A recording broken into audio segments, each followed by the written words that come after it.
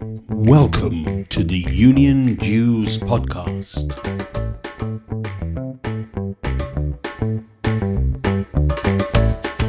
The UK's only all things union show.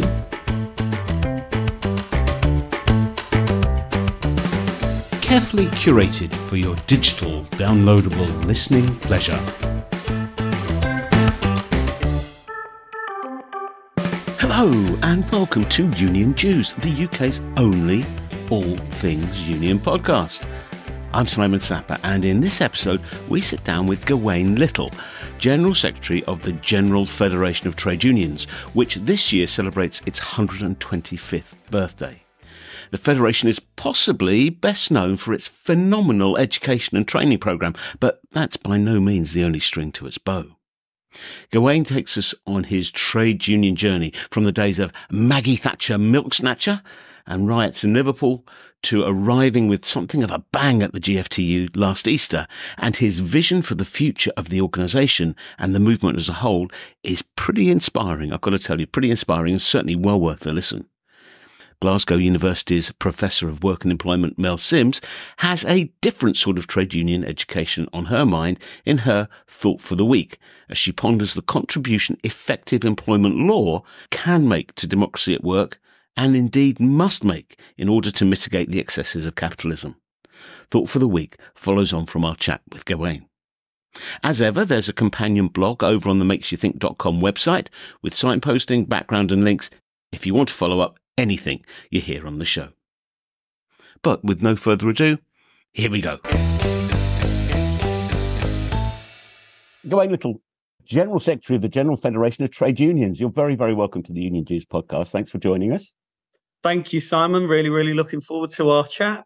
Great. Well, what's been your trade union journey, if you like? What steps, what stages have brought you to the position that you currently occupy? So I guess if I look back at where the kind of trade union values were first formed in me, I probably have to go quite a way back. I grew up in Toxteth in Liverpool in the 1980s, in a period where under a Thatcher government, we'd seen just massive cuts right across the economy. We'd seen the destruction of that social security network, mass unemployment, and Liverpool amongst other areas in the country bore the brunt of that. So I guess I grew up in a context that was reasonably politicized. I always look back and there's a playground game we used to play that I don't think I really realized the significance of it at the time when I was in primary school. People used to draw a little stick figure on one hand and a scribble on the other hand. And they'd show the stick figure and they'd say, here's Maggie Thatcher, throw her up and catch her, squish, squash, squish, squash, there's Maggie Thatcher. It was just a game we used to play. And you look back now and you think, wow, it must have been quite it was at the point she'd just stolen our milk when we were in primary school. It was that whole kind of context, I guess, instilled certain values in me. And involvement in other things, like as a child, went to my local woodcraft folk group, which my children now attend woodcraft folk, and I'm a leader with my local group in Norwich. So it's quite a nice process. But yeah, so I think that formed a certain set of values. But then I guess it was university I was involved in. I was the first year of the introduction of tuition fees in university. So I was very involved in the campaigns against tuition fees. Oxford, where I was, became a bit of a centre for, we had a lot of the national marches there, student occupations, all kinds of things. So again, involvement in those things. And as a student, I was part of the link to the NUS, but also to the local trades council. Yeah. So that brought me into contact with other unions. And then after university, I first became a teaching assistant and joined Unison on day one, and then did my teacher training. And when I started teaching, I took over a year 3 class at Christmas. Someone retired, and the person who'd retired had been the union rep. So when I took over the year 3 class, my first day in the job, someone said to me, he was also the union rep. I don't suppose you fancy union rep on day one, never looked back. But I believe I'm right in saying that you've never had a full-time official's position.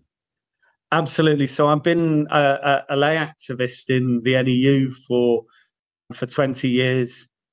much of that. The last 11 years, I've sat on the union's national executive. So that was the NUT, first of all, one of the predecessor unions. I was involved in the amalgamation of NUT and ATL to create the NEU, chaired the international committee, various other roles. But throughout all of that, I've also been a lay member and I've kept up my teaching. So all of that time I was teaching primary school. I was a primary school teacher for 20 years. I was teaching part of the week and released part of the week in order to do union activism, to support people, to build the organisation. So yeah, first full-time role. but also the value, and I think it is and not necessarily a universally recognised value of having the sort of portfolio, if you like, of activity that you've had is you stay grounded. You know, there's no chance of your feet leaving the ground when you are spending at least part of the week on the tools, as they say, or teaching the kids. Absolutely, and it is interesting because I still, I end up in discussing with people about things, and I'll say, oh, well, it's like this from now, and I'm thinking, well, actually, I was on the tools, as it were, until Easter of this year, so it's not that far away at all. And I think it'll be really important for me, certainly going forwards. Now I am in what is a full-time role. You couldn't do this post any other way, I don't think, but that I remain grounded in that. I think as we say in a book that published earlier this year on organising, we say the organised collectives in the workplace are the point of the union. All the rest of the apparatus, everything from your local officials through to your general secretary, all of that is it's there to support that. It's auxiliary. It's there to support workers organising in their workplaces, in their communities on the ground. And obviously, I want to remain rooted in that as much as I can and make sure that those are the voices I'm listening to. Well, I think we'll come on to talk more about that, I think, when we talk about the relationship between GFTU and StrikeMap, which is extremely exciting and important, I think. But what would you say are the differences or similarities between teaching and the job you're doing now? What's kind of most surprised you since taking up your current role? So the GFTU role is a really interesting one. The Federation does a wide range of different work. We're a trade union federation. We also run an educational trust that provides trade union education, a big part of what we do. We have a training centre and hotel in the East Midlands. I've never been involved in hotel management. Thankfully, I'm still not. We have a fantastic general manager and staff team there. So don't worry, I won't be I won't be interfering with that. But the breadth of what's involved has been really, really interesting. And I guess my background in a number of different campaigns and organisations has led in interesting ways to having, I've been a trustee of various charities before. I've been a company secretary, so I've had different kind of links into that. But doing those range of things together has been very interesting. But if I'm honest, one of the things that surprised me most has been what some of the continuities and similarities are. Mm-hmm. So I went into teaching as a primary school teacher because I was fascinated by the way that young children learn, but also because I wanted to make a difference. I wanted to shape the minds of the future. I think that's probably why everyone goes into teaching. But it's it's hugely motivating, and of course, trade union education is a massive part of what the GFTU does. And I just feel like there's a continuity there transferred into a different context. This is about shaping the trade union activists and leaders of the future. Whether that's in the education sector, whether that's in steel, whether that's in post, whether it's in, right across the economy, that opportunity, I guess, to play a role in shaping the leaders and activists of the future and shaping the thinking of the trade union movement going forward. We face absolutely huge challenges. And I fundamentally believe that education, a critical education, enables those activists to think for themselves, to develop ideas around collectivity and so on. It provides a huge part of the answer to those challenges. And in some ways, that's really similar to how I thought about education when I was a primary school teacher, empowering children with the ability to critically think about things and start to shape their own lives. It's obviously very different working with adult trade union activists to primary school children, but I think that's one of the biggest surprises was the continuity. Yeah. I just think kind of around the country, as it were, people who are listening to this at that remark about the difference or the similarities between trade union general secretaries and prime ministers are going to go, ooh, I'm not sure. Okay, so I mean, given that is the priority area for the GFTU, and as you say, there's the GFTU and the Educational Trust, an amazing range and variety of courses delivered in every which way you can imagine. Given that that's the priority area, what does success look like? What does progress look like? What metrics would we use to know that what's being done is being done effectively? I think the GFTU is very much part of a wider trade union environment. So the first thing I'd say about what success looks like is that I think success doesn't just look like what the GFTU does, but it looks like the contribution we make to the wider movement. And I think over the past couple of years, we've seen a really, really interesting contradiction. So we've had now 18 months of the most significant strike action we've had for some time, a movement that is really reactivated, that is very much on the front foot, fighting over pay, over the cost of living, etc. And of course, that's come very suddenly. You know, in 2018, we had the second lowest number of stoppages, the second lowest number of people involved in strike action ever since records began in 2018. 5 years later, we're talking about a strike wave, a genuine strike wave. So really interesting transformation there. And yet, in 2022, the AR21 figures showed that the trade union movement had lost 200,000 members net. Overall, a loss of 200,000 members. The vast majority of those being women working in the private sector. Now, I think that's fascinating. How can you have a movement that has increased profile? If you look at public approval ratings, they're at the highest they've been since approval ratings started in 1983. You know, we're there. People are aware of us. The general public approval ratings are high. Action's taking place, and yet that hasn't translated properly into growth. Why?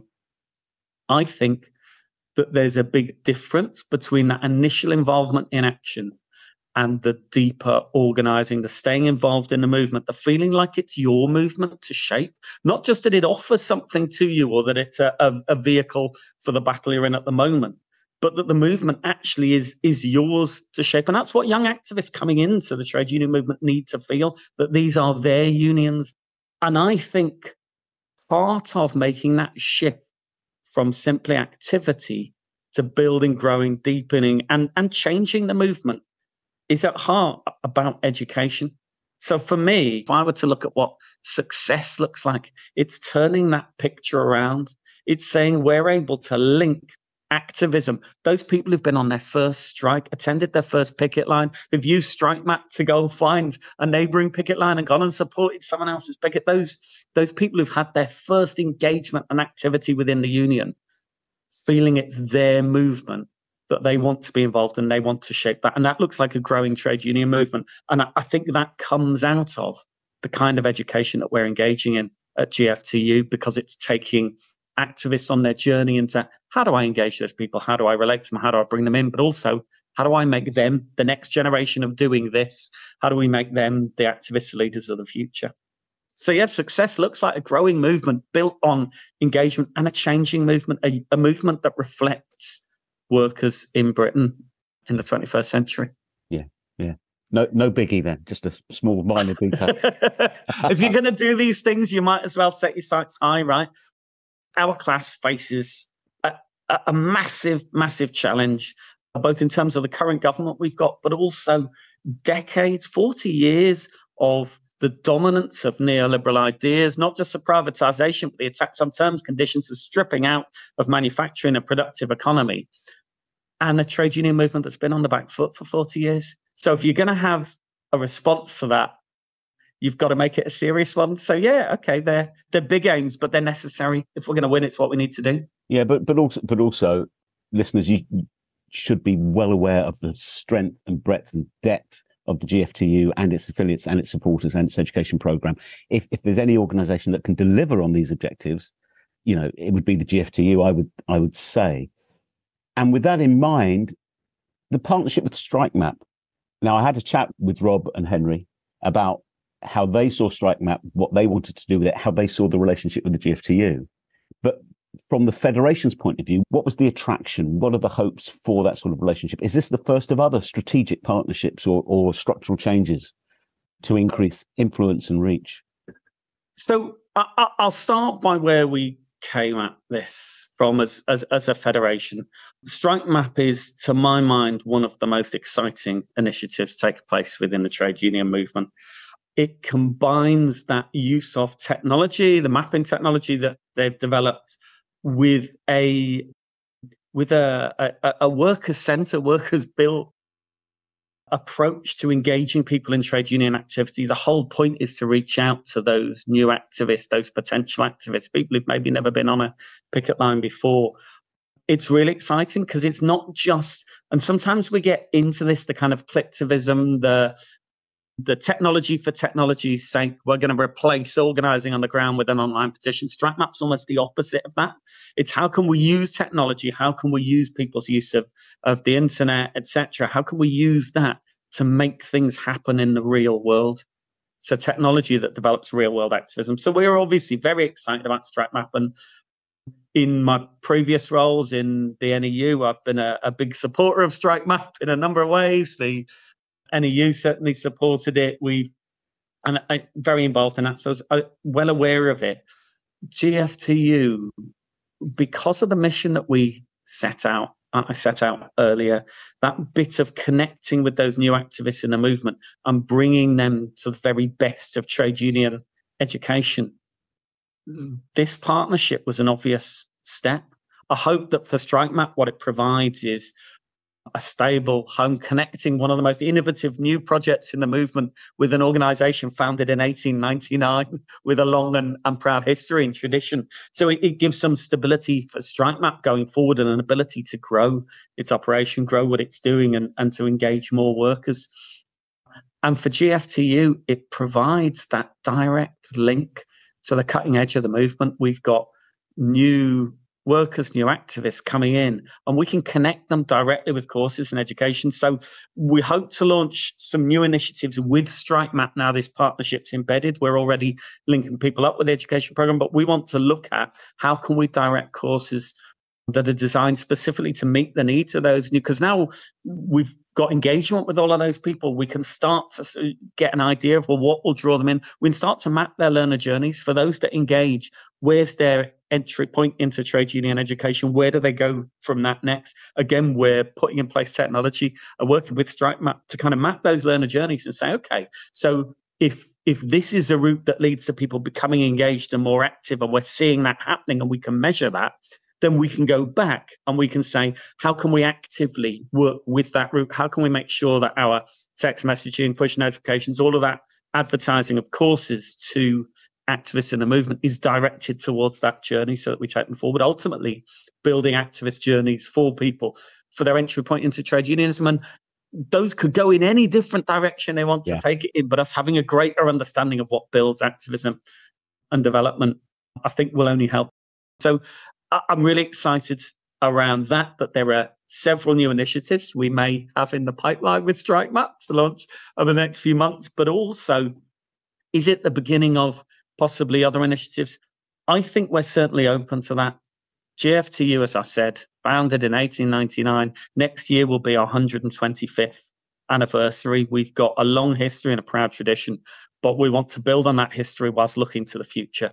The fact is we are a changing and growing organization, and the potential for partnership working, I think, is absolutely huge.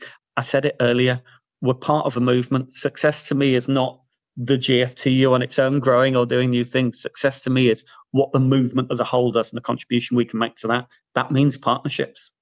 Yeah, I think I agree. Are there any others that you think would also be a good fit, would also complement that kind of organizational mindset, the culture of reaching out to going where people are rather than where you want them to be, and then harnessing them on a learner journey? Even if the organizations doesn't exist, have you got an idea of the sort of functionality that you would like to import into the organization in the same way that the partnership with StrikeMap does? So I guess one area that I'm really excited about is new union organising, where we are starting to organise workers in sectors of the economy where union density is either incredibly low or completely non-existent. A number of the vast majority of GFTU affiliated unions are specialist unions that operate in a particular sector or area of the economy. So there are areas, we know sectors of the economy, some of them the very casualised sectors, some of them new sectors of the economy that are very under-organised. And I'm really keen to work with partners who are looking to develop new organising initiatives in those areas. There's, I don't know if you've come across it, but linked to Strike Map, there's a fantastic initiative they took forward with the Bakers Union and others called Organise Now.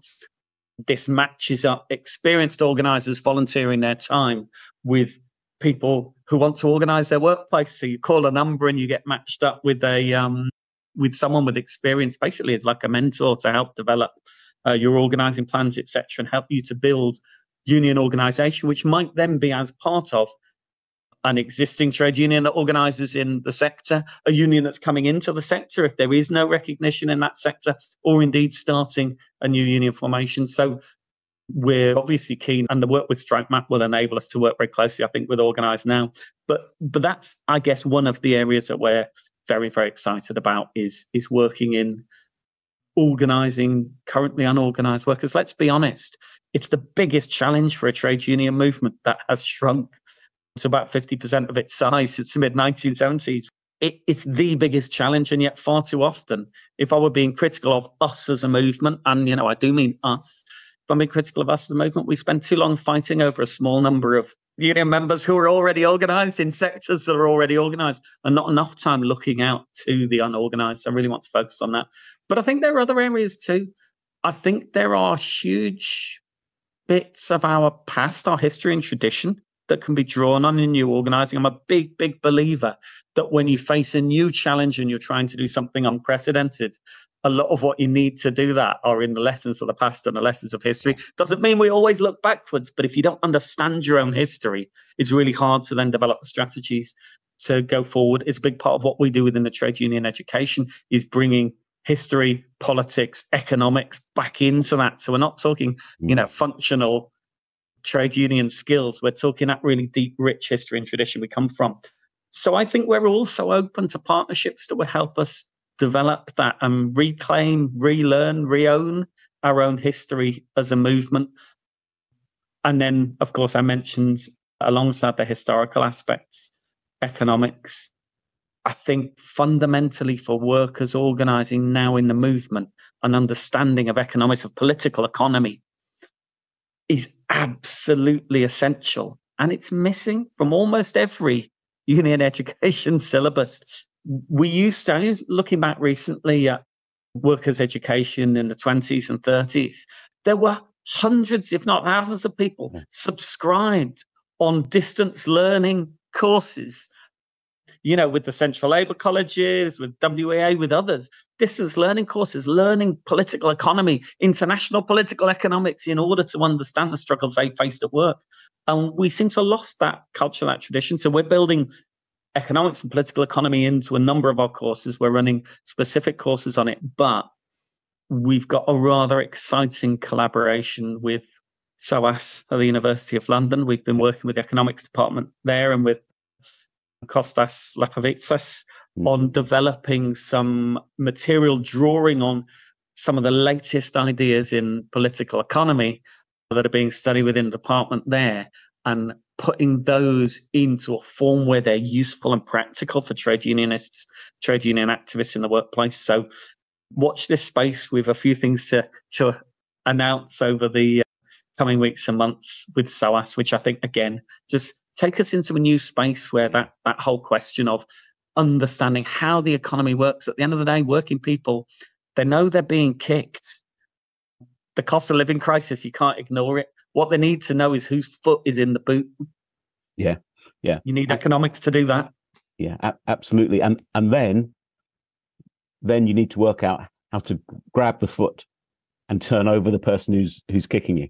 Absolutely, Yeah. absolutely. And I think an understanding of economics and political economy has to be right at the heart of a decent trade union education, alongside the history, alongside the politics, and alongside those skills that we use every day in the workplace to organise. It's funny, isn't it, how the necessity of doing things by distance learning and correspondence, say 100 years ago, has been almost totally reversed, in the sense that, yes, we're all used to doing things remotely now, but the channels of delivery are so more widely available and so varied. It's a question of putting the student and the channel together to find what's right for each individual, I guess.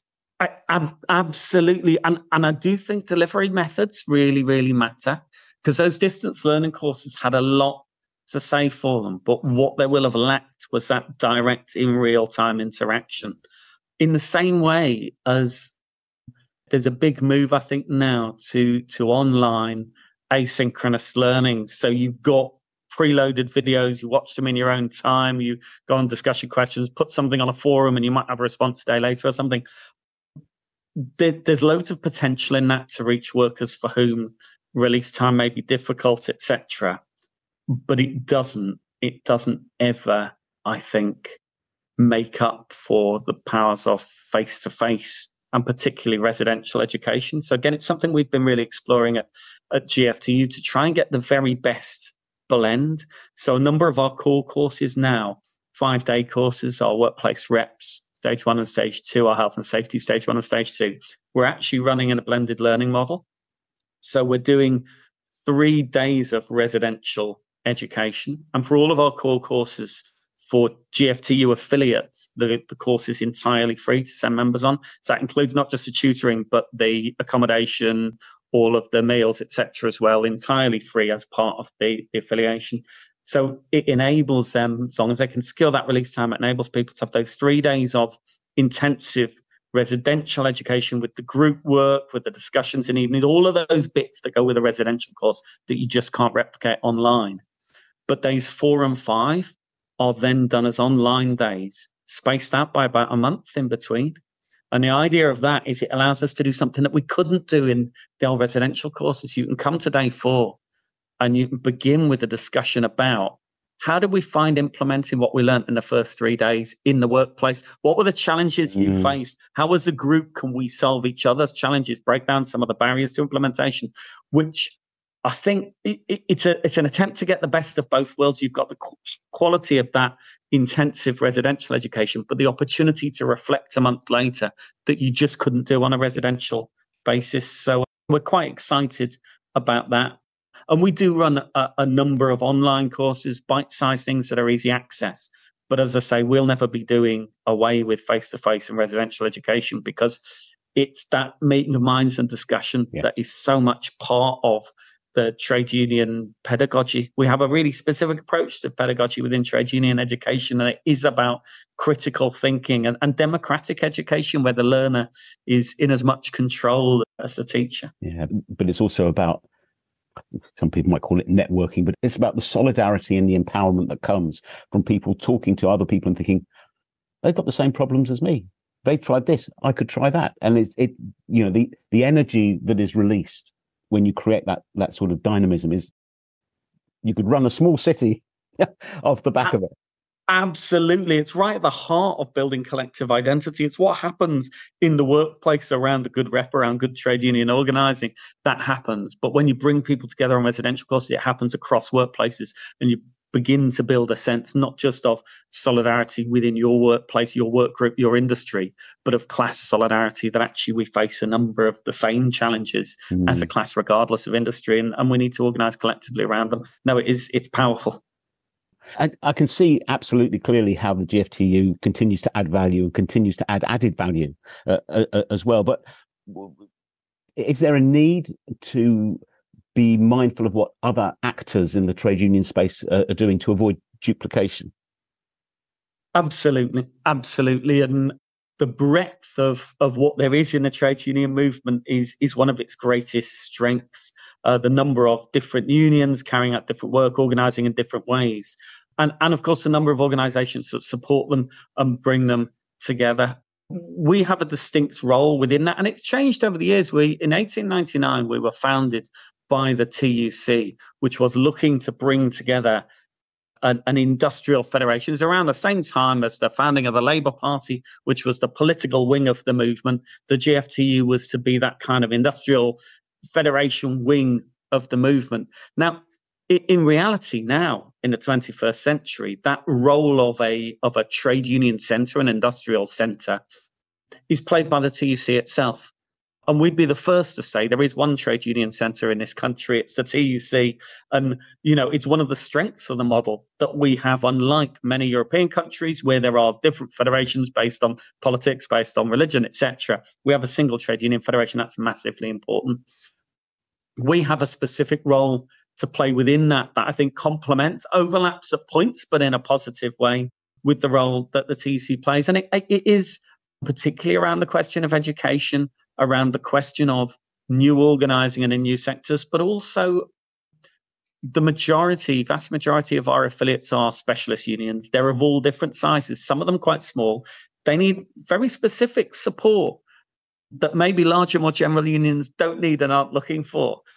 So again, we provide something in that area. And it is a whole range of support we provide in different ways through some quite practical administrative things, support in terms of financial aspects and things like there may be whole areas of work where you don't have a dedicated staff member. For example, you won't have a large international department. And yet the GFTU can become the space through which you can still carry out that international solidarity work, still link with British-based solidarity campaigns as a smaller or industry-specific union that doesn't have that wider resource in that area. And there are a whole number of areas like that. So we do some quite specialist and specific support. But as I said earlier, education, I would say, is the big focus and the big piece. And we're always keen to talk to TUC and others about how we maximise the possibilities of that working together. It's about building the movement. That's something we have to do collectively.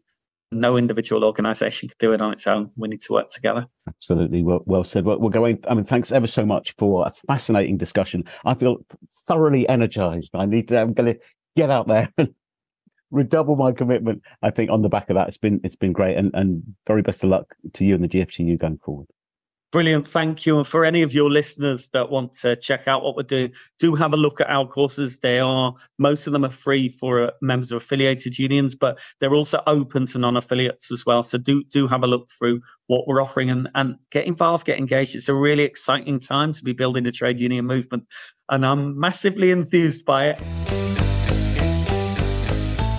Well, my thanks to Gawain, and I really hope you enjoyed that and it gave you food for thought. What I really love about the vision that Gawain and the GFTU are turning into reality is it's the joined up nature of what they're offering. There's the right blend of how education and training is delivered for each individual learner.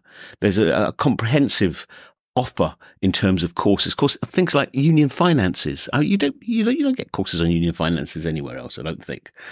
And being on the front foot in terms of spotting gaps and adding value, like the tie-up with Strike Map and the work on the political economy that's being done.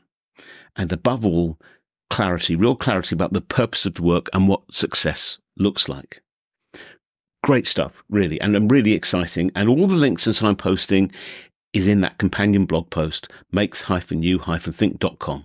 But if there's one link to remember above all others, it is gftu.org.uk.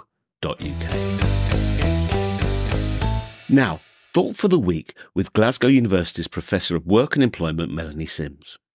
This week, Mel looks at new work on understanding the importance of effective employment law and why this area is ignored at our peril. Over the winter break, I've been reading a brilliant book by a University of Glasgow colleague, Professor Ruth Dukes.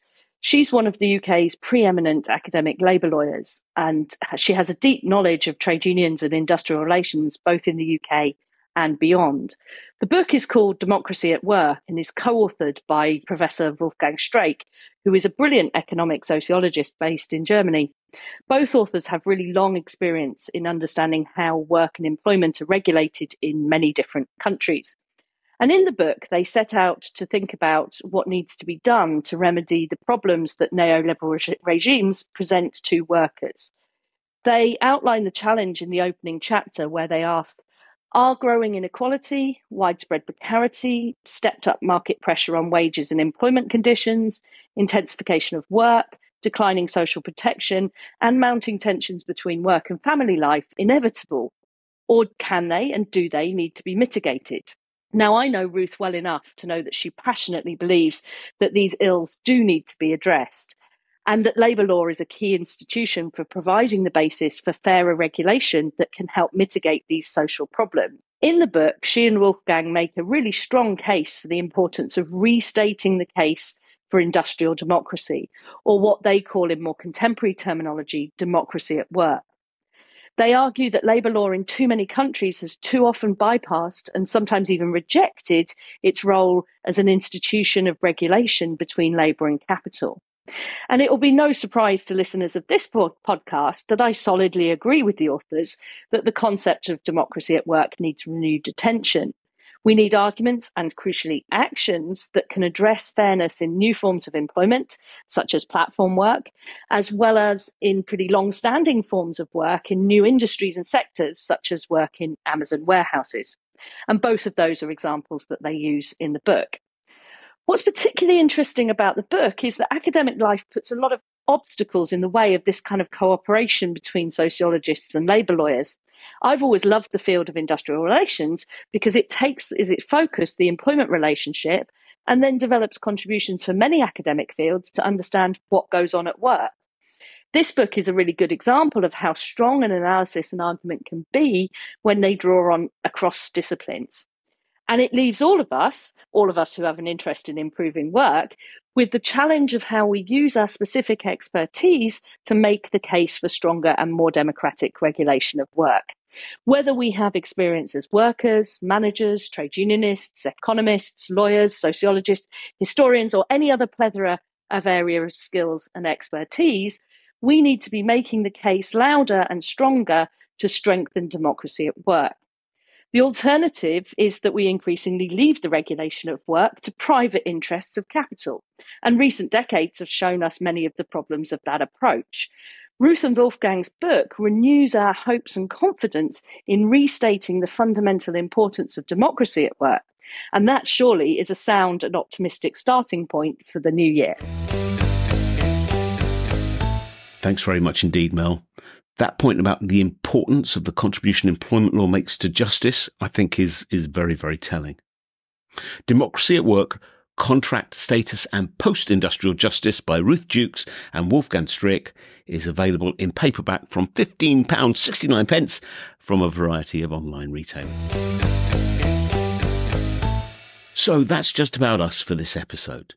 Do let us know what you thought about any of the issues we've covered. You can contact the show by email at unionjews@makesyouthink.com or Jews Union on X. We'd love to hear from you. Let us know what you think. If you could rate, like and share the podcast, that would be truly magnificent and would really help get the word out. You can also support the show by buying us a virtual coffee at our Ko-Fi site. That's Ko-Fi, ko-fi.com/unionjews. That's the address you need for that. A couple of other things to let you know about. Union Jews has a sister show, Union Days, scenes from the scrapbook of Union stories. Now, Union Days was shortlisted in last year's Independent Podcast Awards, and you can find Union Days wherever you get your podcast. Last but not least, Union Jews is part of the Labour Radio Podcast Network, a portal through which you can access over 200 union-related podcasts and radio shows. There is something for all ears, and you can access the portal at Labour Radio Network, all one word and Labour spelt without the U, labourradionetwork.org. In the meantime, my thanks to Mel and my thanks to Gawain, and above all, my thanks to you for your company over the last 40 minutes or so. It's been great to have you along. I really hope you enjoyed what you heard and will join us next time. Stay safe, be kind, solidarity with all those fighting to defend and improve terms and conditions. And I'll see you on the next Union Jews. Bye for now.